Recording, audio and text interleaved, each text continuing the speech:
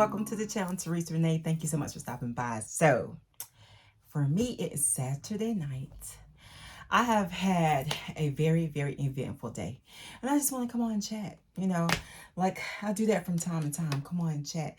Girl, my vanity is a mess. We had, oh, I hate to be moving. Sorry about that. We had my sister's fiance. You know, he passed in December. His birthday was this month in April, the 11th, I think it was.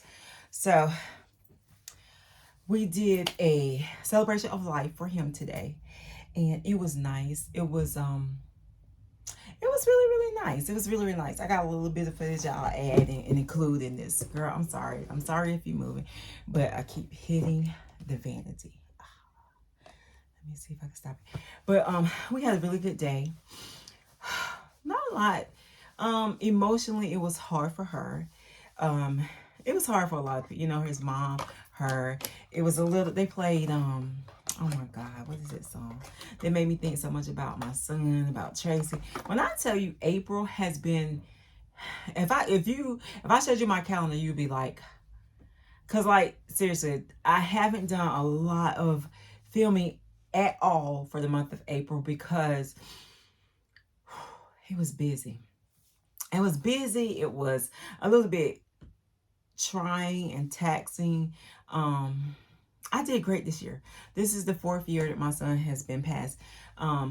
For those of you that don't know, for those of you, you know, just refresh your memory. His birthday was April the 6th.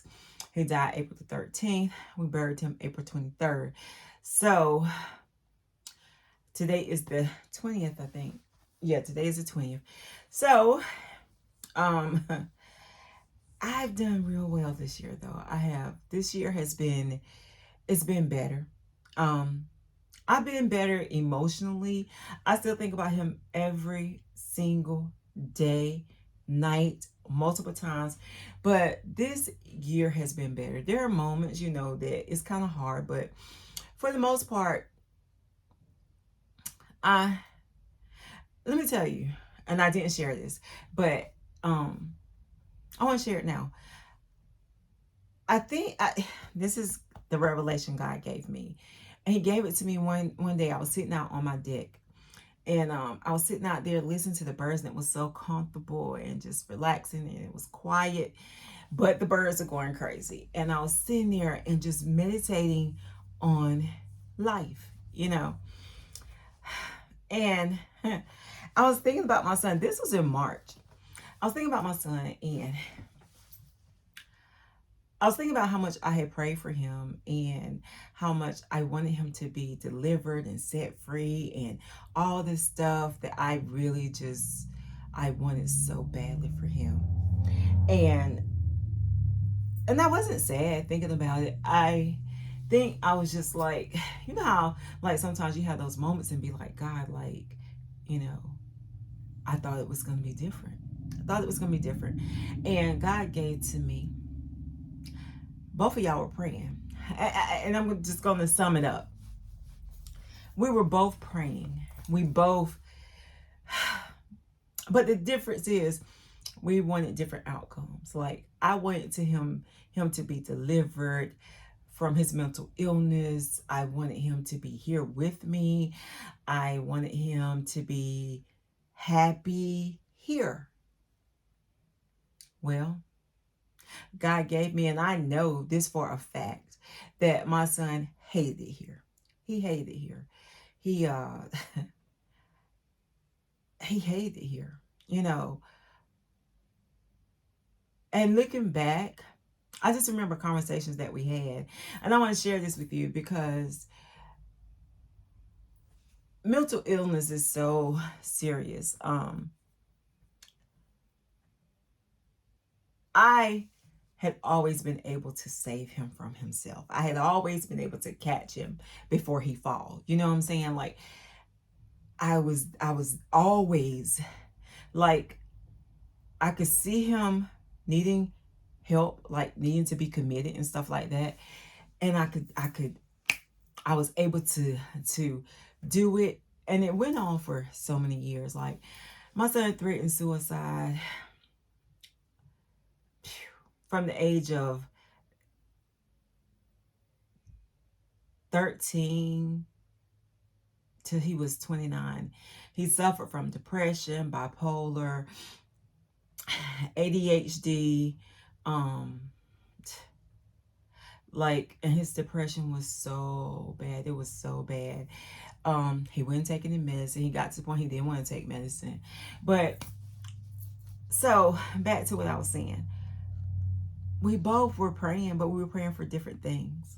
You know, we were praying for different things, and he would often come and just lay his head on my shoulder and just cry and say, Mom, why? Why do I have to be like this? Nobody else is like this. Why me? Mom, I just want to, like, he didn't want to be here. He didn't want to be here. And sometimes I would be so frustrated with him, and I would be talking to him, and I'm like, basically, I always try to encourage him to hang on, to hang in there. And this time, God answered him. I firmly believe that this time, God answered him. God had answered me all those years. All those years. Let me tell you something. I pray anyway. You know, my grandma taught me to pray, but let me tell you something. That son kept me on my knees. That son kept me at the altar. That son kept me always just focused. Like, I had to be razor sharp. My mind was always going. But this time God answered his prayer. That's what God gave me that day when I was sitting out there. And let me tell you something. A calmness and a peace. I was already calm and peace, but that sealed the deal for me. That sealed it. And ever since then, I don't know. Like, I've looked at his death like totally different. Like, he did not want to be here. If I could have saved him once again, but you know what? When I think back and go back through the whole situation, I was sick. That was when COVID first came out. I was so sick. I had been sick for 2 weeks. 2 weeks. And I remember that Saturday before he died, I was getting out the tub. Y'all, when I tell you I had been sick, girl, I was so sick. And I remember thinking to myself, I got to get Agent some help. Because I was seeing the depression. I was seeing him, talking to him, baby, just hold on. Just trying to encourage him like I could always do. Normally I could run downtown, sign the papers. And the thing is, with mental health, you have to go and sign out an involuntary commitment form. And it only lasts for 72 hours. And if they don't pick them up within that 72 hours, you have to swear it out. Like, you have to go to the magistrate. You have to, oh my God, it is a process. It's such a process, and I have done it countless times. This time I was sick. And I remember thinking to myself when I Monday, because I was feeling a little bit better. I was feeling a little bit, next week, I need to go sign them papers. So normally I can save him. I could save him. That time I couldn't. You know what I'm saying? But God gave me peace and revelation that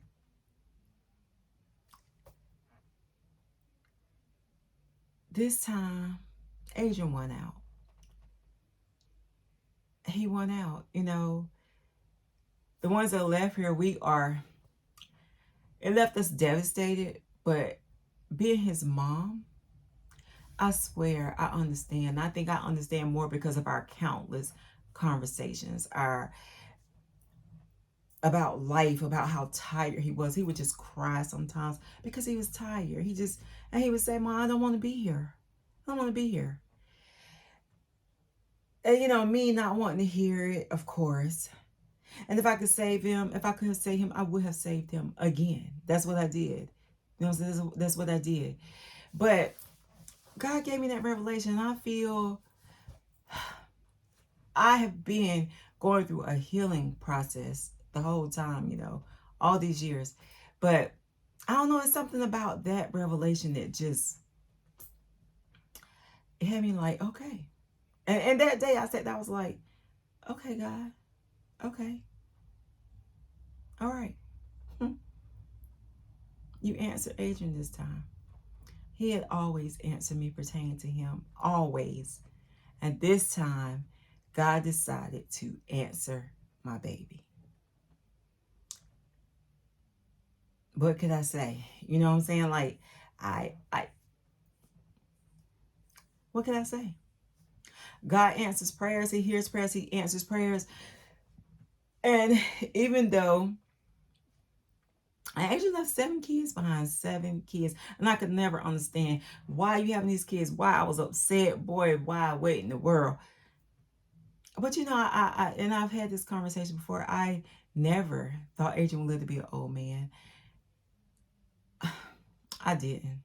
I guess, you know, God let me know early in the game that he wouldn't be here forever. I really think God extended his life, to be honest. But I was going to talk about something else. I don't know how I got on this subject, but I'm going to upload this video, because when things like this happen and things occur, I really feel like sometimes it's God having me to give a message to somebody. I don't know who, what, when, the situation or whatever, but I firmly believe when this happens, I just let it flow. Whatever the topic and the conversation is at the time, I just let it flow. But I'm going to end this video, and I will come back with another video. If you haven't subscribed yet, make sure you hit the subscription button, hang out with your girl, and I'll holler back at you later. All right, bye, girl.